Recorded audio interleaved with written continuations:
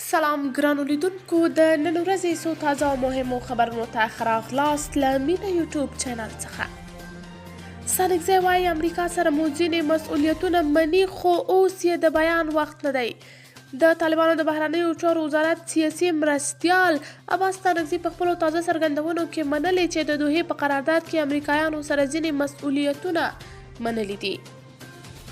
ستانکزي ویلي امریکا ورسره ژمنه کړې وه چې کابل کې به خپل سفارت پرانیزي او د دې کار په بدل کې طالبانو هم ځینې مسؤلیتونه منلي وو خو اوس نه غواړي چې افشا یې کړي.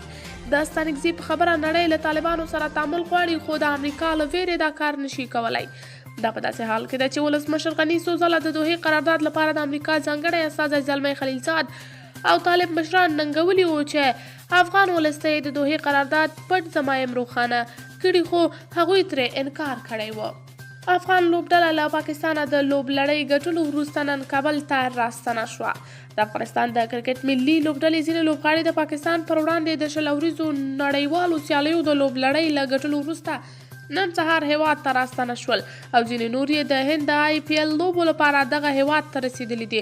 د افغانستان کرکټ بورډ د 3 نړیوالو 20 ورځو سیالیو لپاره د پاکستان کرکټ ملي لوبډلې کوربتوب وکړ چې پکې افغان لوبډلې د بېسارو لوبو پر مټ په لومړیو 2 سیالیو کې پاکستاني لوبډلې ته ماتې ورکړه او دغه لوبلړۍ د 1-2 تاریخي بریا خپله کړه. برطانیه کې زرګونه افغان پناه غوښتونکي له هوټلونو څخه دایمي استوګنځایونو ته لیږدول کیږي. زرګونه افغان پناه غوښتونکي چې د جمهوریت تر ړنګېدو وروسته برطانیه ته تللي او له هغه وخته تر دې دمه په هوټلونو کې میشت و اوس دایمي استوګنځایونو ته لیږدول کیږي. برطانیایي رسنیو سه شنبه د وري 8 د سابقه لرونکو چارو وزیر جاني مرسر په حواله راپور ورکړی چې راتلونکو 4 میاشتو کې به 8000 افغان پناه غوښتونکي له هوټلونو څخه دایمي استوګنځایونو ته ولیږدول شي.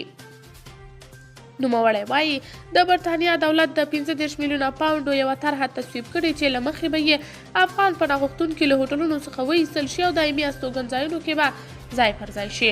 شاوخوا 3 تنو افغان پناه غوښتونکو خامه پریس سره خبرو کې هیله ښودلې چې د برطانیه دولت یاده طرحه عملي کړي. دوی وایي ټاکل شوي د روان میلادي کال په اپریل له هوټلونو څخه د ایستلو سندونه ورکړل شي. د نوې طرحې له مخې به افغان پناه غوښتونکي له هوټلونو وایستل شي او دایمي استوګنځایونو کې به ځای پر ځای شي. دا طرحه د مخالف ګوند له نیوکو سره مخ شوې ده. کرن ډیکر وایي امریکا تر اوسه افغانستان سره 1.5 میلیارډ ډالر مرسته کړې. امریکا وایي چې له افغانستان سره یې تر اوسه په بشري برخه کې 1.5 میلیارډ ډالر مرسته کړې ده. په افغانستان کې د امریکا د سفارت چارج دافیر کرن ډیکر په یوه آنلاین غونډه کې ویلي چې په تیرو 18 میاشتو کې د بهرنیو چارو وزارت او د امریکا پراختیایي ادارې له افغانانو سره نږدې 1.5 میلیارډ ډالر مرسته کړې ده. میرمن ډیکر وایي چې دغه مرستې د ښوونې او روزنې، تغذیې، روغتیا، کورنیو بېځایه شویو او د کډوالو د بیرته میشتېدو په برخه کې لګول شوي دي. نوموړې وایي افغانستان لپاره د همغږۍ ډلې غونډه په هرو 4 میاشتو کې په دوبۍ کې جوړیږي او په وروستۍ غونډه کې له افغانانو سره د مرستو پر دوام ټینګار شوی دی. پاکستان د امریکا په نوښت د دیموکراسۍ په سرمشریزه کې د نه ګډون خبر ورکړی. پاکستان اعلان کړی چې په روانه اونۍ کې د متحده ایالاتونو په نوښت د دیموکراسۍ په نوم سرمشریزه کې ګډون نه کوي. د ولسمشر جو بایډن ادارې د نړۍ په 140 هیوادونو کې مشرانو ته په دې غونډه کې چې نن او سبا په واشنګټن کې جوړیږي د ګډون بلنه ورکړې. د دې غونډې مشري په امریکا له کوستاریکا، هالند، جنوبي کوریا او زامبیا سره په ګډه کوي. د پاکستان د بهرنیو چارو وزارت په یو بیان کې د امریکا او د غونډې د نورو تنظیمونکو مننه کړې او ویلي دي چې پاکستان به د دیموکراسۍ د اصولو د ترویج او پیاوړتیا په برخه کې له امریکا او د دې غونډې له نورو ګډونوالو سره 2 اړخیزه همکاري وکړي. د اوکراین ولسمشر وایي که نړۍ قاطع اقدام وکړي نو په دې هیواد کې جګړه ژر پای ته رسېدلی شي.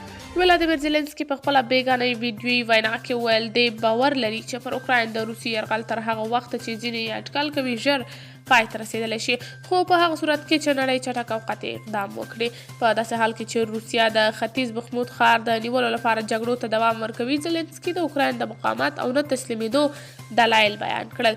د په دې دلایلو کې د اوکراین ویجاړ ښارونه او کلي، په نورو هیوادونو کې د خلکو د ژوند د تباهۍ ګواښ او د سولې له خبرو د روسیې دوامداره تېښته یاد کړل. د اوکراین د پوځ ستر درستیز پرون وویل چې روسي ځواکونه په بخموت ښار کې حملو ته دوام ورکوي، خو اوکرایني ځواکونه یې په ټینګ هوډ مخه نیسي. امریکا یو ځل بیا د نجونو پر مخ د ښوونځیو د دروازو پر پرانیستلو ټینګار کړی د افغانستان لپاره د امریکا ځانګړي استازي توماس ویسټ یو ځل بیا په افغانستان کې د نجونو پر وړاندې د زده کړو د دروازو پر پرانیستلو ټینګار کړی او وایي چې دا د بشري حقونو موضوع. ویسټ په واشنګټن کې د ایټالیا سفارت په نوښت یوې غونډې ته چې د افغانستان لپاره د ملګرو ملتونو ځانګړي راپور ورکوونکي په ګډون پکې یو شمېر ډیپلوماتانو هم برخه لرله، ویلي چې د افغانستان او د افغانستان د نفوس پر نیمایي برخه تمرکز باید وساتل شي. د یادونې ده چې د افغانستان سرپرست حکومت پر افغانستان له واکمنېدو وروسته د 2021 کال په سپتمبر کې د نجونو پر مخ له شپږم ټولګي پورته تر امر ثاني پورې د ښوونځیو دروازې وتړلې. ورپسې د ښځینه محصلینو لپاره د پوهنتونونو دروازې هم وتړلې چې نږدې د یو نیم کال له تېرېدو وروسته هم د ګڼ شمېر افغانانو بشري حقونو او ښځو حقونو سازمانونو او نړیوالې ټولنې له پرله پسې غوښتنو سره نه دي پرانیستل شوي. روان کال به افغانستان او ازبکستان د ترمز مزار شریف کابل پیښور ترمنځ د ریل پټلۍ پر غځولو کار پیل او د سرخان پلخمري 1500 کیلو ولټه وارداتي برېښنا پروژه په بشپړه کړې. د سرپرست حکومت ویان پر خپله ټویټر پاڼه لیکلي چې افغانستان او ازبکستان به په روان 1402 کال کې د یو ګډ تفاهم پر اساس په ځینو سکتوري برخو او لویو پروژو کې یو ځای کار وکړي. هغه د ترمز مزار شریف کابل او پیښور ترمنځ د ریل پټلۍ غځولو او د سرخان پلخمري 1500 کیلو ولټه وارداتي برېښنا پروژې د دواړو هیوادونو د ګډو پروژو په توګه یادې کړي دي. د نوموړي د معلوماتو له مخې دواړو هیوادونو د پراختیایي پروژو سوداګرۍ د اوبو مدیریت کرنې او د سیمه ییز اتصال کاري برخو کې د ګډو تخنیکي کمیټو پر جوړولو هوکړه کړې ده.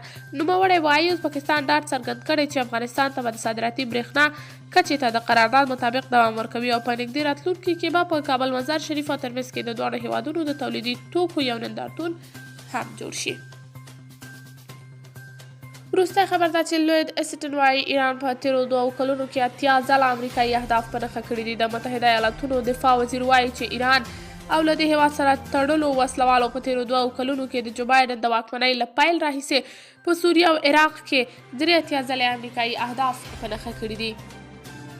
د امریکا دفاع وزیر لوید اسټن دغه راز ویلي چې امریکا هم د دوی پر اهدافو د ایران بریدونو ته ځواب ورکړی او د ایران سره پر تړلو وسلوالو یې 4 ځلې عملیات. اسټن دا څرګندونې سټېشنبه د وري 8 د امریکا د استازو مجلس د وسلوالو ځواکونو په کمیټه کې د جمهوري غوښتونکو د پوښتنو د ځوابونو په لړ کې مطرح کړي دي. ویل کېږي جمهوري غوښتونکو سناتورانو د امریکا دفاع وزیر تورن کړی چې د ایران پر لپسې ګواښونو پر وړاندې کمزوری موقف اختیار کړی او جدي غبرګون یې نه دی ښودلی. دا په داسې حال کې ده چې په سوریه کې د ایران او امریکا بریدونه د دې دواړو هیوادونو ترمنځ د کړکېچ د زیاتېدو سبب شوي. قدرمنو کتونکو دا و د نن ورځې تر دې مهاله تازه مهم دقیق او وروستي خبرونه. تر بیا او نورو مهمو خبرونو راپورونو چې زه ستاسې درانه حضور ته در حاضرېږم په لوی الله مو سپارم. د الله په امان.